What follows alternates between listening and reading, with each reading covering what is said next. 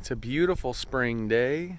It's warm this afternoon. There's still snow on I don't know how well you guys will be able to see the peaks on those mountains over there, but there's still snow in the high country around us. It's mid-March, so we're starting to think about getting things ready. The weeds are starting to grow a little bit down there, you can see. But that's actually one of the things I want to talk to you about today, is what the plan is for dealing with the weeds that I know are going to be coming. That's coming up next.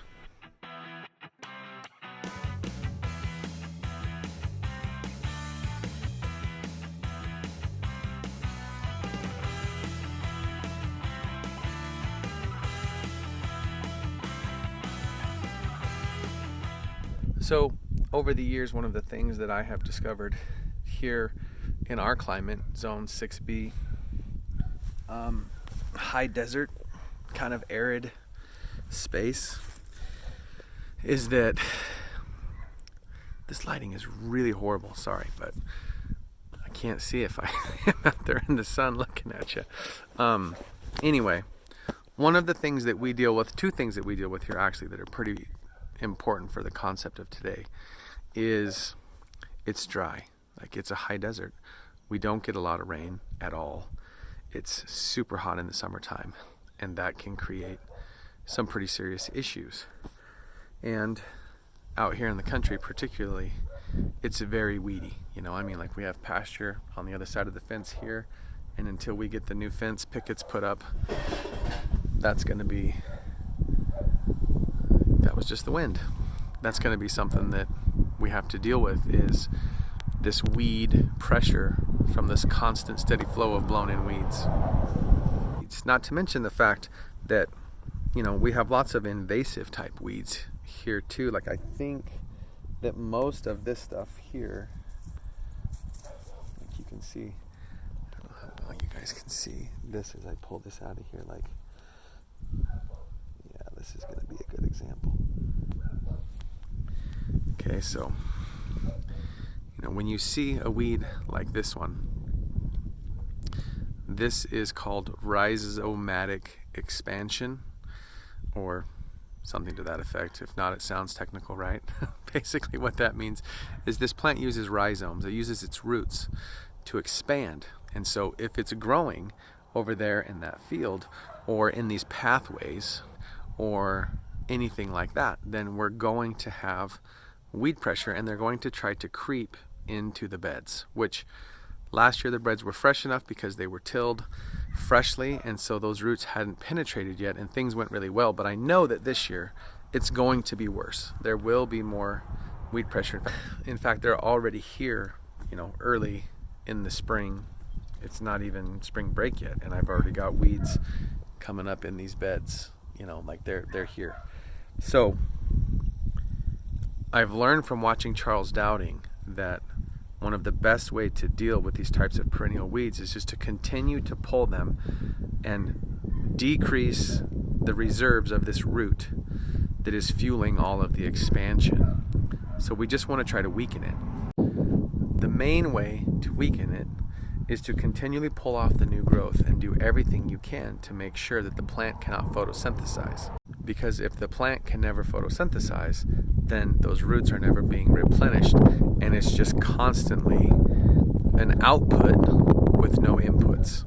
So we're going to use a very simple method to try and make it more difficult for the weeds to grow and ever photosynthesize, and that is mulching. Okay, so we're going to be just absolutely covering all of our pathways where all of these, like you can see some right here, they're trying to grow in my path already. Right? Like, we just need to mulch them and keep them covered as best as we can, because these roots are going to want to push. Like, you can see how strong they are, particularly in relation to the plant size. Like, that's not a very big plant at all to have that much of a root, that thick and strong, that was broken off. Like, it's getting energy from somewhere else. So we mulch them, we make that process hard. It's hard for the plant to deal with, and in turn, we should be able to keep things in check. So let's talk about sources of mulch, right? Like there's all sorts of pretty obvious ones. There's the natural things that you maybe have around your yard, like leaves work great, grass works great. In moderation, too much grass becomes a slippery, nasty mess.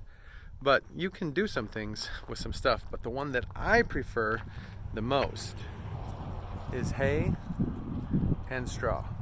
Now, why do I prefer this? Well, to be perfectly honest, mostly because this resource is abundant down at the farm. I can rake it up out of the bottom of the hay sheds, I can rake it up out from under the straw piles, and therefore it's allowing me to take a waste source and find a useful life for it, which I like doing. It's a whole part of why I compost and all the other things that I do. So you'll find as you look at the footage in this multiple channels or multiple videos on this channel, like I'm pretty non-discriminate when it comes to the mulch thing. Like this mulch here, dogs, hello honey, hi. This of course is just, yeah, hi, I see you. Okay, go. This is some wood chips. So from tree shredding or different things like that, you can use wood chips. We also use the hay and the straw, and then of course head on over to the other garden and I'll show you some leaves. So here you can see a path that was mulched heavily over the winter with all of the leaves that we raked up from all of the trees. And so right now this is working really well. It's been protecting these beds until I clear them, like those beds over there. So this will all get raked off. It's done its job for the it's done its job for the winter now of protecting this soil from the erosive effects of the wind and the rain and whatever else may have come through. But now that it's time to grow, we'll remove all of this, clean the beds up a little bit. If we have way too much of it, which we might here because there was quite a bit, we'll put it in the compost piles and compost it, and it will be awesomely inoculated with all the soil and things that are under it right now. But if not, then we'll just put it in the pathways, and then we'll pile even more mulch on top of it, and basically just begin protecting and healing the soil and providing habitat for the soil microbiome that exists in between the growing spaces for everything that we grow down here.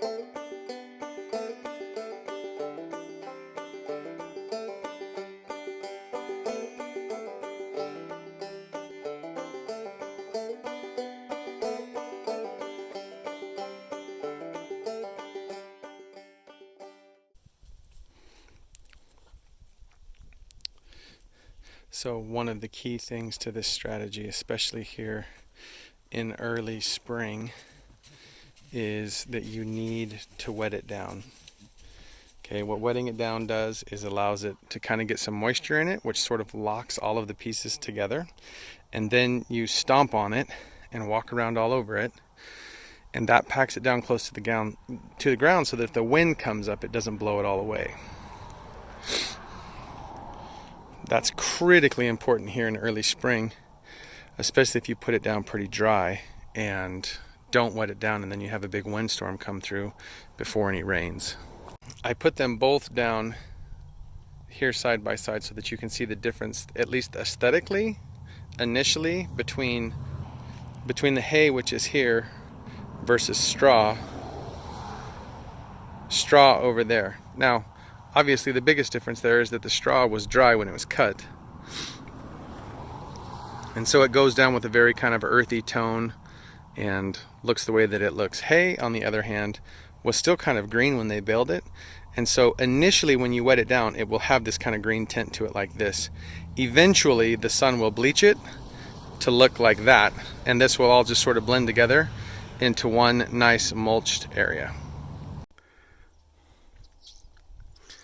So you can see, for the most part, the mulching down here is all done. We put heavy mulch all under this whole section here, and then we covered it with black poly, and there's actually enough black poly there that it's basically doubled over.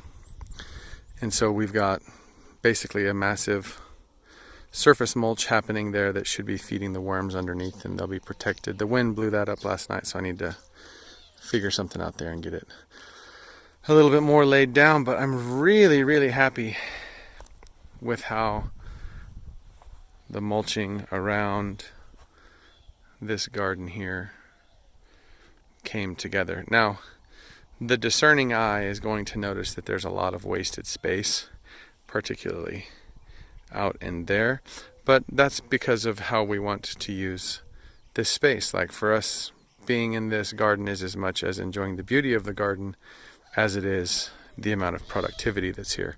Now, this space, when it comes fully online, this is going to add a sizable amount of growing space, because this will be 100% dedicated to growable space in the future. So nice to be able to expand and just kind of increase what you have access to going on. But overall, it's looking pretty good.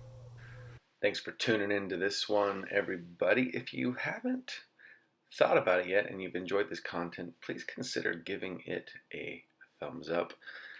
It really helps the algorithm. And maybe give us a comment down below about what you think about our mulching plan, and if it's something that might work well in your garden. And then get outside and get things going, because life is better when it's lived outdoors. Thanks for watching, and we'll see you next time.